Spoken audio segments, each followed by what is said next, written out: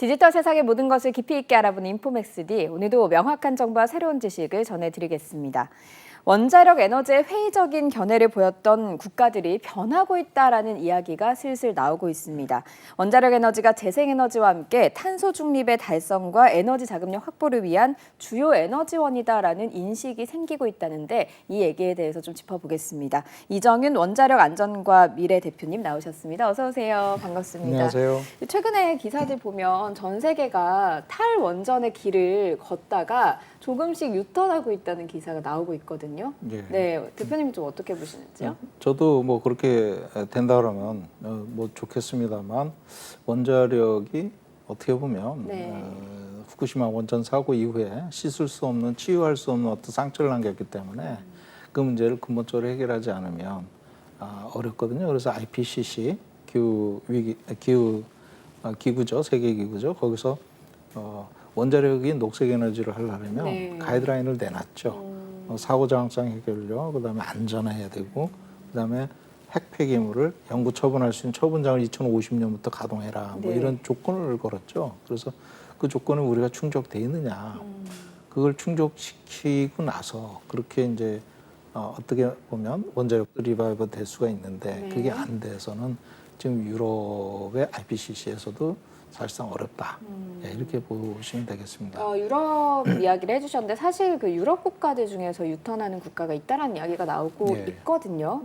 이유는 있을 것 같아요. 사실 신재생 에너지만 가지고는 이 에너지를 모두 충족시키기가 어렵다 보니 유럽의 국가들도 신재생과 원전이 같이 가는 거, 신재생과 석탄 발전이 같이 가는 길로 가는 거 아니냐는 이야기가 나오는 것 같아요. 어떻게 보시는지요? 장기적으로 보면 이제 그 사실 IPCC 이런 데서도 나온 거 보면 2050년까지 지금 현재 17%의 원자력 세계 전력 비중이 네. 2050년까지는 10% 이하로 떨어집니다. 그래서 점차적으로 줄어드는 추세에 있는 건 확실하고요. 네. 그다음에 이제 장기적으로 보면 이제 그것이 상승 커브로 갈 수 있느냐 이걸 보면 그러기에는 재생에너지가 너무 빨리 성장하는 거예요. 그래서 세계 시장은 재생에너지가 대세다. 예를 들면 태양광 같은 경우는 1년에 20%씩 성장해요. 시장 문제가 수요가 너무 많아서 문제인 거예요. 근데 원전은 그거를 짓는데 신중하고 또 검토하고 또 검토하고 이렇게 하니까 우리나라가 이제 수출하려고 영국 가가지고 협상을 하다가 네. 포기하고 또 왔고 터키 가서도 그 포기했고 이런 경우들 폴란드하고도 그냥 진행 중이고 뭐 이런 경우가 있고 또 뭐 소송이나 뭐 이런 것들 같이 엮여가지고 여러 가지 시장 환경은 쉽지는 않은 상황입니다. 네, 그러니까 원전 그 수출에 대해서는 조금 이따가 여쭤보고 예. 세계적인 흐름을 좀 더 먼저 여쭤볼게요.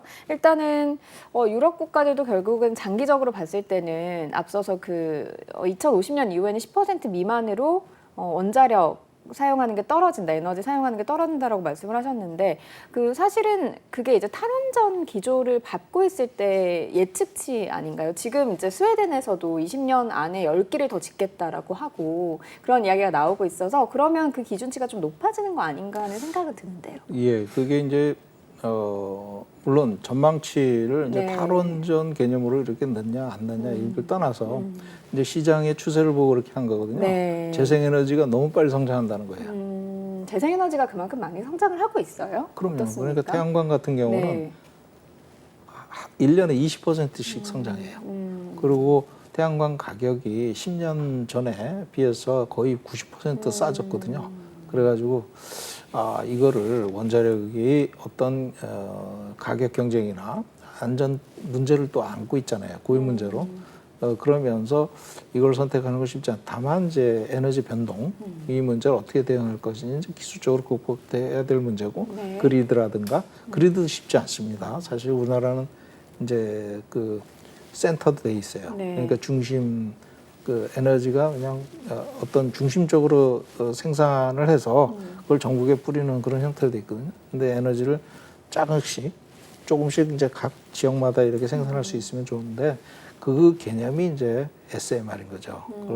근데 이제 SMR도 안전성 문제하고 사고 저항성 해결 문제하고 처분장 문제 이런 네. 것들이 해결돼야 되고 또 검증해야 될 설계적으로 좀 문제가 앞으로도 많이 남아 있는 거죠. 네. 그래서 당장 가능성은 좀 아니고 실현을 해야 될 또 검증해야 될 여러 가지 문제점을 갖고 있죠. 그런 네. 것들이 극복되면 가능성이 있을 수 있겠습니다. 네, 그 신재생 에너지의 개발 속도가 굉장히 빨라지고 있다라는 말씀을 해주시면서 이제 뭐 파생되는 여러 가지 생각들이 얘기를 해주셨는데 그럼 이거부터 여쭤봐야 될 것 같아요. 앞서서 이제 에너지 변동의 문제는 조금 해결을 해야 될 것 같다. 근데 재생에너지 두 가지 문제가 있을 것 같아요. 하나는 태양이 늘 뜨지 않고 하나는 바람이 늘 불지 않는다. 그렇죠. 그래서 이제 에너지 변동성이 너무 크다라는 지적을 해주셨고 두 번째는 아직까지는 비용이 너무 비싸요. 그래서 이제 전기요금이 올라갈 수 있기 때문에 이게 결국에는 소비자의 부담이 될 수 있다라고 하는 문제점들이 있는 시각들이 있거든요.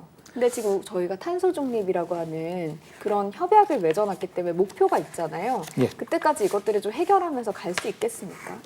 그게 지금 벌써 재생에너지 가격이 네. LCOE라고 그래가지고 균등화 발전 그 단가, 네. 원가 개념으로 이걸 평가를 하는 걸 보면 이게 2020년에 네. 이미 태양광이 제일 싸고 원자력이 제일 비싸요. 네. 석탄보다 비싼 게 원자력이에요, 지금 2020년에. 그래서 이미 가격적으로도 태양광과 풍력이 이미 원자력을 그 커버한 게 벌써 2013년이에요. 네. 전환된 게. 네. 발전 원가죠. 그래서 이런 것들이 균등화 발전으로 볼 때 또 각 나라마다 달라요. 네, 우리나라도 그 발전 원가라고 하는 거에는 근데 보조금도 포함이 되고 이게 이제 재생에너지를 원자력, 예. 그러다 보니까 좀 싸지는 거 아닌가 하는 그럼요. 네, 그런 얘기도 많이 원자력도 나오고 보조금 많이 들어가 있죠, 사실. 그래서 예를 들자면 이제 건설하고 나서 여러 가지 있습니다. 그런 팩터들이 다 같이 이제 그게 이제 균등화 발전 비용 그 원가 분석하는 거거든요. 거기에 보면 2013년에 벌써 역전이 됐는데 네. 그런 것들이 계속 강화되고 있다. 특히 원전은 이제 안전 문제 때문에 후쿠시마 이후에 계속 강화되다 보니까 네. 가격이 꾸준히 올라가요. 네, 그런 문제가 또 있고 네. 그러다 보니까 원전이 그 사실 좀 굉장히 어려운 상황이죠. 그래서 기술 개발이라든가 이런 걸 꾸준히 잘 해나가면 극복이 될 수 있느냐, 그건 또 다른 문제예요. 안전 문제 때문에. 네. 그래서 우리나라 또 원전이 가장 싼 원전이고 또 그러다 보니까 그 안전성 문제를 어떻게 극복해야 될 것인가 하는 문제들이 계속돼도 되는 거죠. 또 폐기물 문제, 우리나라 지금 폐기물 부지도 선정이 안 돼 있거든요. 네. 그래서 2050년까지 부기지를 선정할 수 있을 것이냐, 뭐 가동할 수 있을 것이냐. 그 전에 이제 또 2025년까지 내후년입니다. 네. 사고 저항성 해결료를 집어넣어야 되거든요. 네. 그렇게 되면 가동 원전이 거의 30기 정도 되는데 노심 설계를 다시 해야 돼요. 사고 저항성 해결료가 들어가면 그냥 출력을 똑같은 조건으로 내거나 아니면 좀 바꿔줘야 되거든요. 그렇게 하다 보면 구조 배치 설계부터 다시 들어가야 되고 그렇게 되면 굉장히 복잡해집니다. 그래서 거의 원자로를 하나 새로 설계하는 수준으로 이제 설계 변경이 요구되고 그런 것들을 한 번도 안 해봤어요, 우리나라가. 네. 그래서 그러면 검증은 또 어떻게 할 거냐 이런 문제가 또 남고 그래서 안전성 문제를 좀 심각하게 좀 봐야 되는 그런 문제 때문에 쉽지가 않다. 네. 그래서 뭐 앞으로는 어떻게든 뭐 우리나라 우수한 기술력들이 거기에 모여 있으니까 잘 해결할 거라고 생각합니다.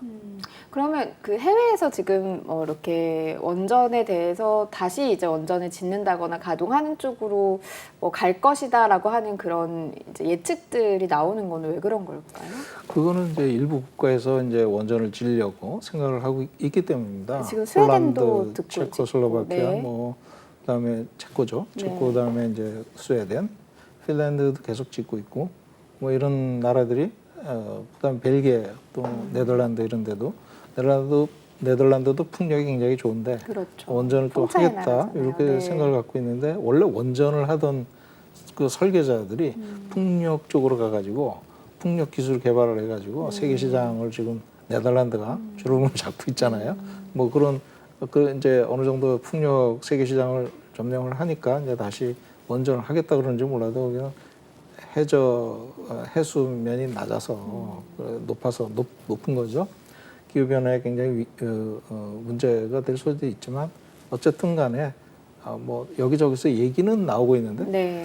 좀 그것이 좀 신중하게 봐야 될 것 같아요. 왜냐하면 하나의 정치적인 제스처일 수도 있어요. 실제로 이행되는지를 봐야 된다라는 예, 말씀이신 실제로 이행되는 건가요? 거는 좀 영국도 마찬가지거든요. 영국도 그 전부터 꾸준히 이제 원전 비중을 좀 올리려고 나름대로 노력을 했는데 그냥 거기는 원전을 처음으로 만들었던 나라네요. 그러다 보니까 원전과 이별하기는 좀 힘든 그런 측면이 있는데 거기서도 이제 그 원자로 개발을 뭐 나름대로 하려고 했지만 이미 그 이제 상당 기간 건설이 없었기 때문에 이제 그거를 한국이나 미국이나 프랑스에 이제 의존을 하고 있는 네. 그런 상태지만 그것이 여의치 않아가지고 EPR 1600이 들어가가지고 지금 어마어마하게 적자가 나다 보니까 프랑스 아레바 그 공급사가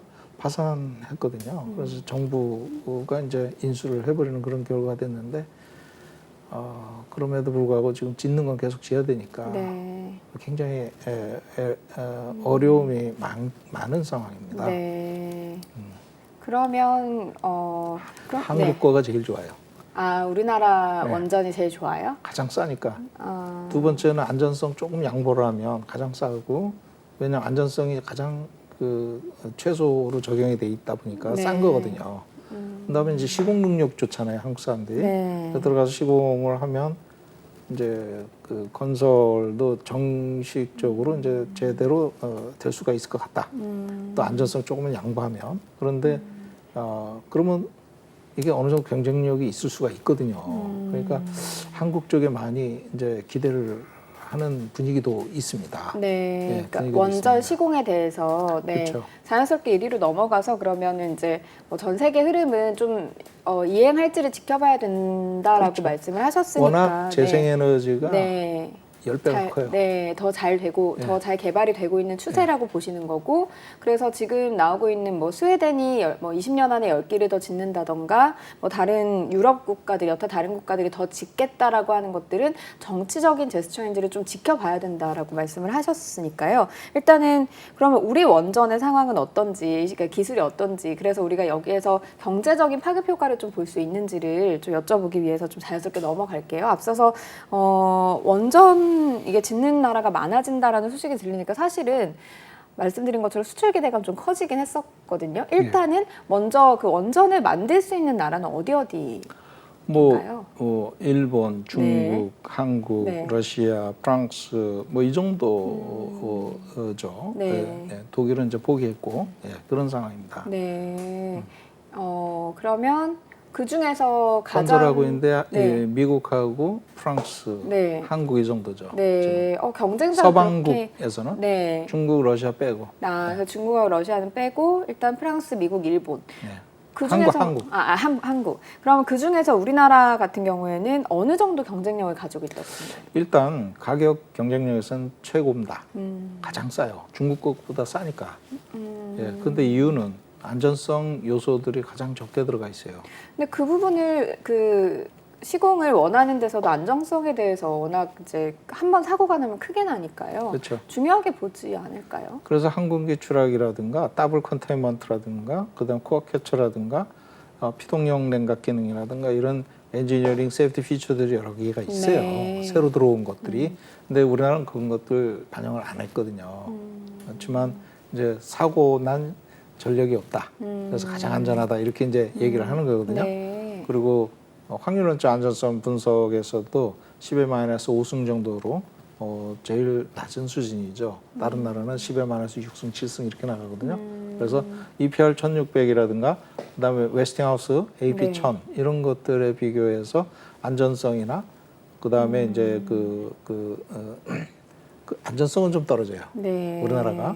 근데 이제 그 공기를 맞추는 시공 능력이라든가 그다음에 제작 기기 제작 시공 그다음에 카피 디자인이라고 해야 되나 하여간 그런 것들은 좀 숙련도는 굉장히 좋습니다.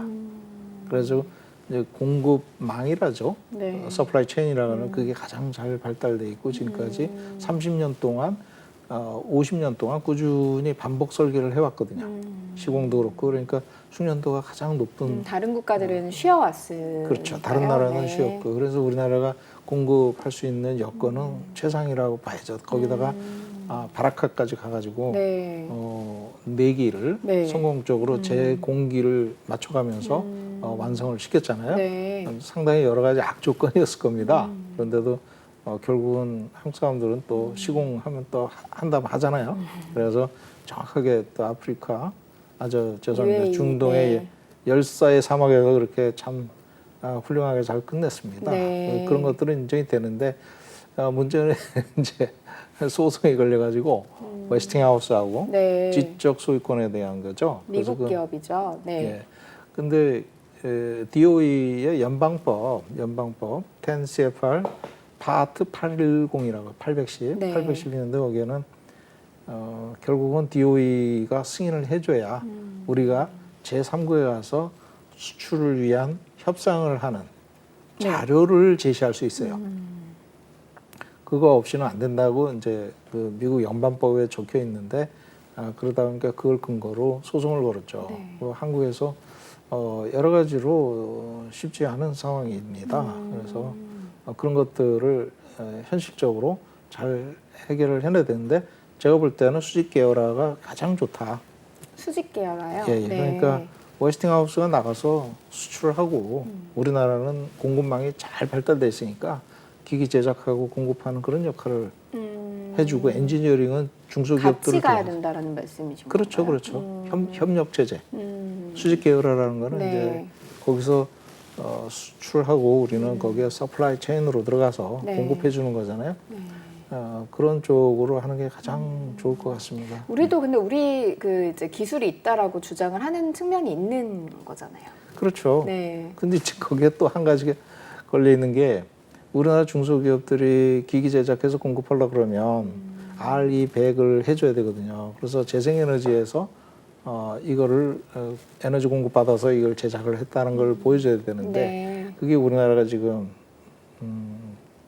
문제가 되고 있어요. 문제가 될 가능성이 많다. 네. 앞으로. 어떤 문제가? 그러니까 이제 거죠? 탄소 국경세. 네. 그러니까 그 2025년부터 시행이 되잖아요. 그래서 재생에너지로 생산하지 않으면 국경세를 확 매겨버려요. 그리고 우리가 수출을 하려면 이제 가격이 확 뛰는 거죠. 거네요. 그렇기 때문에 네. 중소기업들이 유럽에 원자로 수출을 해도 그런 문제가 생겨서 가격 경쟁력이 안 될 수가 있어요. 그래서 그런 것들은 정부 자원에서 중소기업들의 원전 수출 전체적인 패키지는 안 될 수 있어도 개개 중소기업들한테는 입찰 들어오라는 요청서가 들어올 수 있거든요. 네. 그래서 그런 업체들이 잘 이렇게 경쟁력을 갖기 위해서는 아리백을 빨리 선결하는 게 중요하다. 예. 아리백이라고 하는 것은 이제 재생 에너지로만 만든 그 부품들을 납품할 수 있다라는 예. 말씀이신 건데 그거에 그게- 따라서 네. 이제 세금이 네. 많아졌다. 그게 지금 뭐 지원을 한다고 해도 2025년까지 가능하겠습니까? 2025년이 아니라 이제 지금 당장 태양광이나 이런 걸로 채워야 돼요. 우리나라는 근데 지금 일조량이 부족하잖아요. 풍력도 부족하고. 그래서 네. 실제 그렇지 않습니다. 김포공항 이런 데 가보세요. 주차장 엄청나게 넓은데 떼 앞끝에 그냥 차들 다 세워놨잖아요. 거기 지붕으로 쫙 갈아봐요. 한 1메가는 나올 것 같아요. 1메가. 네. 그래서 청주공항 뭐 이런데 그다음에 유휴지 그다음에 지붕들 그다음에 뭐 세종시하고 유성 그 사이에 네. 도로가 있어요. 네. 그 도로가 가운데 그 차량 마기가 있는데 그게 전부 태양광으로 쭉 돼 있어요. 그 이제 태양광으로 깐다고 하더라도 빛이 안 비치는 장마도 길고요. 이번에도 예. 굉장히 비도 오랫동안 장마 많이 때는 왔고요. 전기를 네. 적게 씁니다. 아, 생산도 적지만. 올해 저는 에어컨을 장마 때 많이 썼던 것 같긴 하거든요. 그래서 이제 아무래도 해가 가려지니까 그런 게 있죠. 네. 그럼 변동성, 앞서서 말씀하셨던 에너지 변동성. 그래서 부분에. 변동성에 잘 대응하고 그리드를 잘 개발하면 이게 태양광등이 가장 경쟁력 있는 에너지를 공급할 수 있다. 그렇기 때문에 전 세계가 전부 다 태양광에 붙어가지고 저러고 있는 거예요. 어마어마한 시장입니다. 지금 우리가 원전 지금 2009년 수출하고 2023년 현재까지 하나도 수출 못했거든요. 네. 근데 태양광은요, 그때 이제 손정희 회장, 일본 손정희 회장이 가가지고 그 사우디아라비아 가가지고 200조 MOU 맺고 왔어요. 그 태양광 설치해주겠다 그래가지고 200조 원 정도 규모인데 그게 이제 파이낸싱 문제로 아마 제대로 안 된 것 같아요. 너무 커가지고 하여간 그 정도로 세계 시장은 태양광하고 풍력 이런 쪽에 많이 포커싱 돼 있다. 그리고 그거를 가능성을 극복하기 위한 배터리 이런 인더스트리를 우리가 놓치고 있다는 거를 심각하게 고민해야 돼요. 물론 원자력도 해야 되겠지만 그 원자력에 너무 치우쳐서 이런 걸 하지 않으면 안 된다는 거예요. 특히 태양광 같은 경우는 그동안의 지원금을 다 잘라버리려고 그러거든요. 그러면 아리백은 누가 하나요? 국내에서 아리백 안 되잖아요. 그렇잖아요. 그래서 그런 현실적인 문제들을 어떻게 가져가려고 그러는지 좀 아쉬운 점이 있습니다. 지금 이제 정부 기존의 원전을 조금 더 확대하고 원전 수출로 좀 수익을 얻겠다라는 기조로 가고 있는데 이제 이것 때문에 지금 신재생 에너지라든가 이런 것들에 대한 이제 투자라든가 이런 것들이 안 되면 안 된다라는 말씀을 하시는 거군요. 이제 원전이 가동되려고 그러면 이제 태양광 이런 것들이 많이 있는 전라남도 지역 이런 데서는 출력 간발을 하고 있어요. 원전이. 무슨 얘기냐면 2021년 이럴 때는 한 4번 정도 출력을 줄여서 운전을 했는데 지금은 막 20회, 40회 막 이렇거든요. 그럼 굉장히 그 출력 간발 횟수가 높아졌어요. 그러니까 아니 재생에너지 때문에 원전 가동률이 떨어진다 이런 얘기를 들으니까 태양광 같은 경우는 보조금을 없애라 이렇게 되는 거예요. 너무 많이 들었습니다. 이제 이런 얘기인데 그거는 하나만 알고 둘을 모르는 정책이다. 굉장히 우려되는 정책이다. 왜냐하면 원전 기업들이 해외로 수출하려면 아리백을 해서 태양광이나 이런 걸 이용해서 그 제품을 생산해야 되는데 생산을 못하게 되는 거예요. 오히려 원전 기업들이 수출을 막고 있다.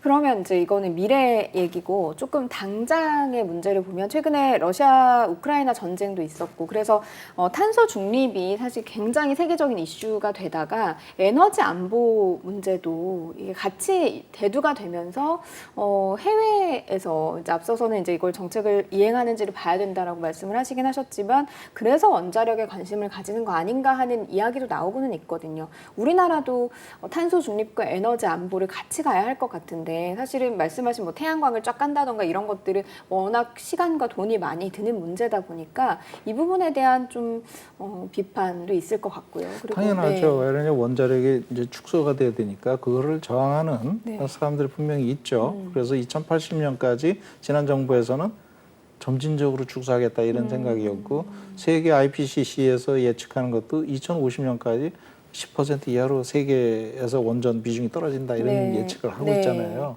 그건 탈원전 분위기가 아니라는 거죠. 세계 IPCC는 그런 거 하는 데가 아니니까. 근데 그 예측을 봐가지고 그렇게 했다는 건데 재생에너지가 너무 공급이 좋다는 거예요. 그러다 보니까 당연히 원전은 비중이 떨어지게 돼 있는 거죠. 그래서 그런 거를 가지고 예측을 한 겁니다. 그래서 우리나라가 에너지 안보 관점에서는 가장 좋은 게 태양광이에요. 풍력이고. 왜 그러냐면 원전은 핵연료에 들어가는 우라늄, 농축 우라늄을 외국에서 수입 못하면 가동 못합니다. 근데 태양광이나 풍력은 그런 게 없어요.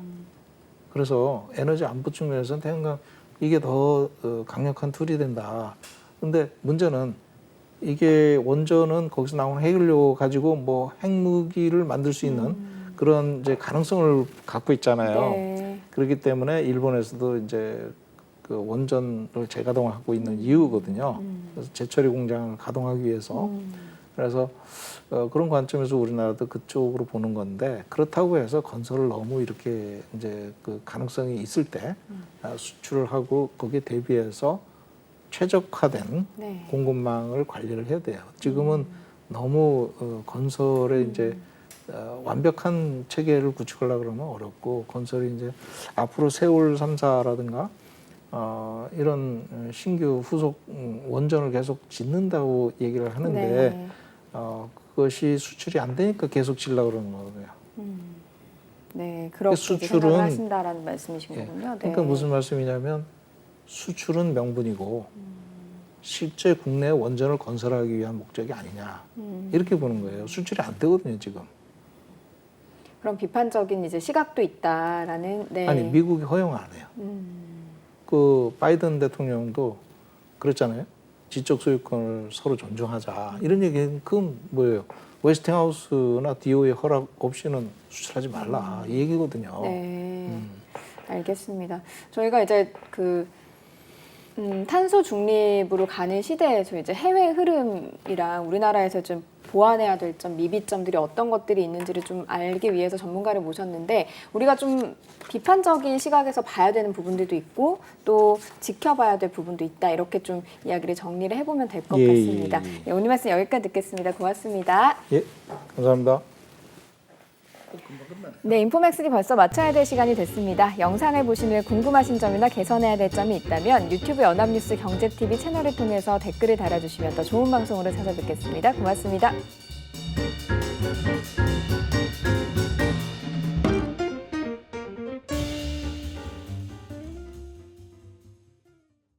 안녕하세요. 인포맥스D 아나운서 강래원입니다. 더 많은 실시간 경제 뉴스와 경제 정보를 알고 싶으시다면 오른쪽 구독 버튼을 눌러주세요.